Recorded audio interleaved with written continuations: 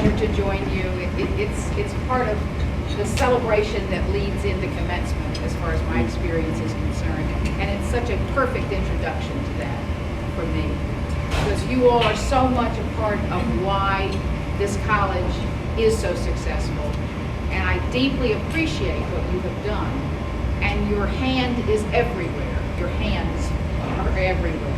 The impact on the students, the impact on the curriculum, the impact on the alums that are coming back and telling us these marvelous stories.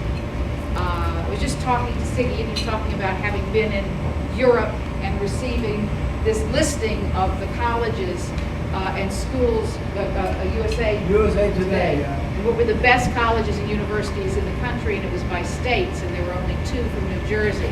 There was that other college of New Jersey, and then the college of New Jersey. And I mention that because the way we got to that kind of listing and recognition is your work.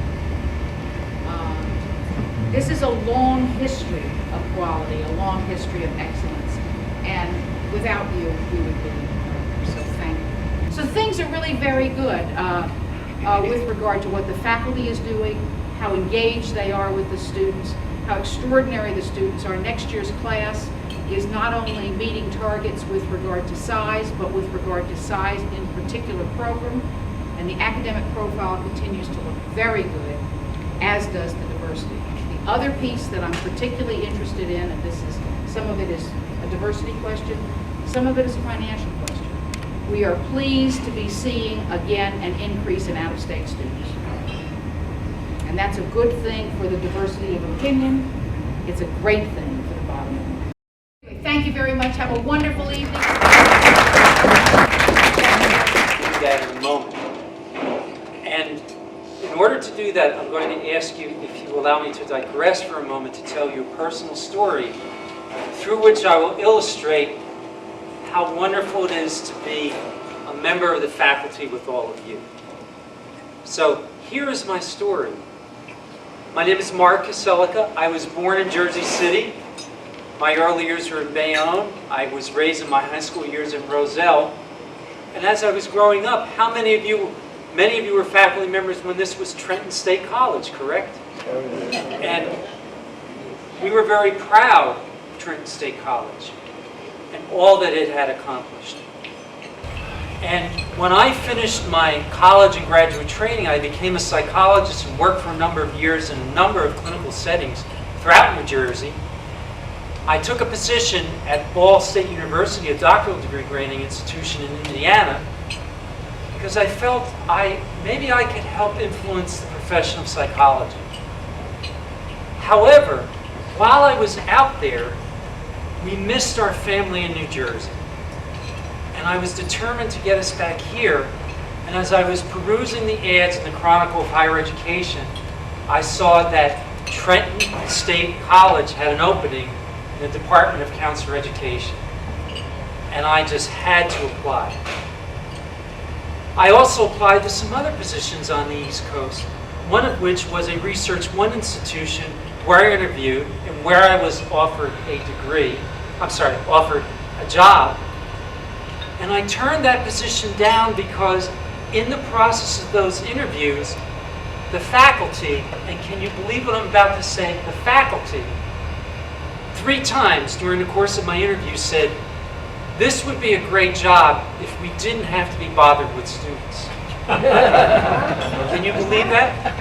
And for those of you who were professors when this was Trenton State College, I know you're offended by that mentality. Okay? As are the professors now who are here when it's the College of New Jersey. But especially when it was Trenton State College. Because we believe then and we believe now that students come first.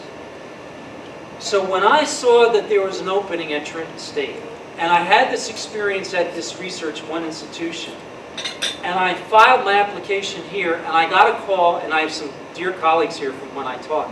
Remember Marion Cavallaro from the Counselor Department?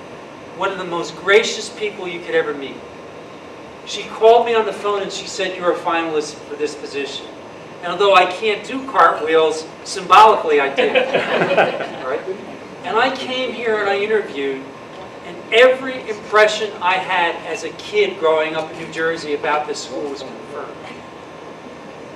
Furthermore, when I got the call and was told that I was offered this position, this is what I felt in my heart. That it was one of the nicest professional compliments that I had ever received when I knew I was invited to be a part of this faculty. Because as I said before, students come first. Theory informs practice. We implement best practices in what we do. And I was fortunate to be a colleague of so many people here in the room who were professors in the School of Education. But whether you were a professor in the School of Education or a professor in other departments at the school, you shared those same values. You believed that our key mission was to serve students who would go on to serve the state. And that we believed in the potential of others, and we believed in giving people the opportunity to enhance that potential. And that education is a great equalizer, no matter what your background is. So with all of that in mind, as I look at every one of you, and I think about how honored I am to be a member of a faculty that includes you, I ask you to raise your glass. You're here. And then I say, here to all of you, to us, the faculty of Trenton State College, the College of New Jersey. Thank you so much and welcome back. It's an honor to have you. Here, here. Nice.